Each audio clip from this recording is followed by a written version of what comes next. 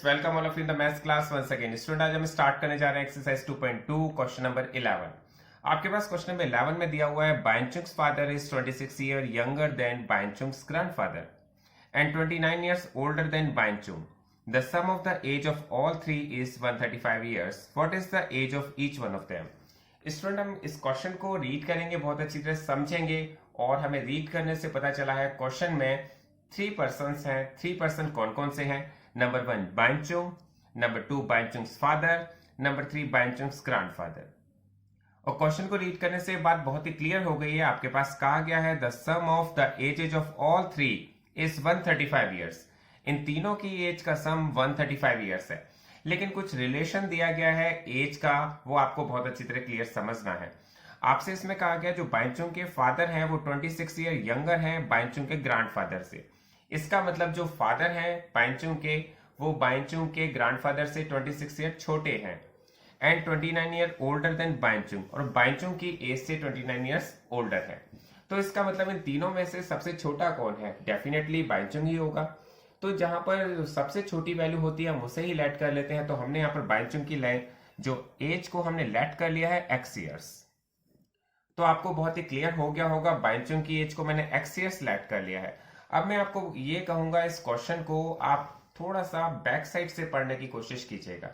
आपसे इसमें कहा गया है जो बायचुंग के फादर है वो 29 ईयर्स ओल्डर है बायचुंग से। तो इसका मतलब बायचुंग की एज अगर x ईयर्स है तो उसके फादर की एज होनी चाहिए x + 29।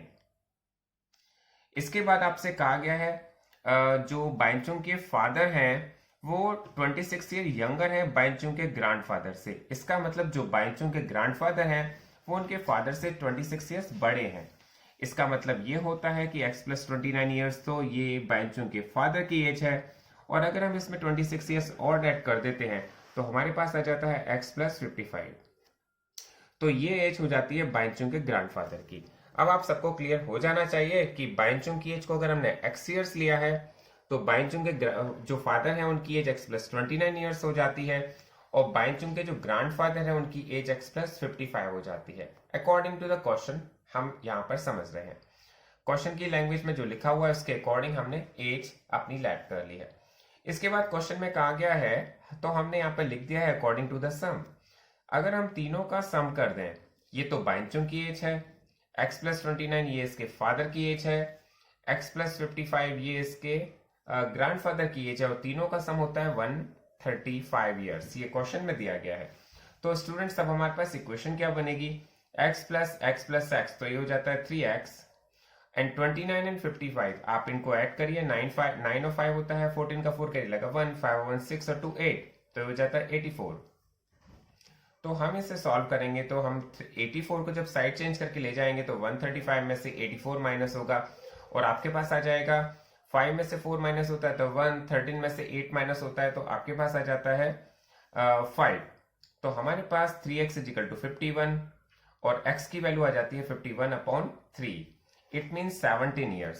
स्टूडेंट, मैं आपको एक बात बहुत ही क्लियरली बता रहा था कि हमारे पास जब कोई 2 पर्सन होते हैं तो जब एज जिसकी कम होती है हम उसको लेट कर लेते हैं। तो इसी तरह से हमने बायचुंग की एज को x लेट किया था और x की वैल्यू हमारे पास 17 आ गई है। इसका मतलब हमारे पास अब इसका आंसर क्या होना चाहिए? एज ऑफ बायचुंग जो हमने 17 ईयर्स लेट की थी, जो x लेट की थी, वो 17 ईयर्स आ गई है। ये हमारा फर्स्ट आंसर है।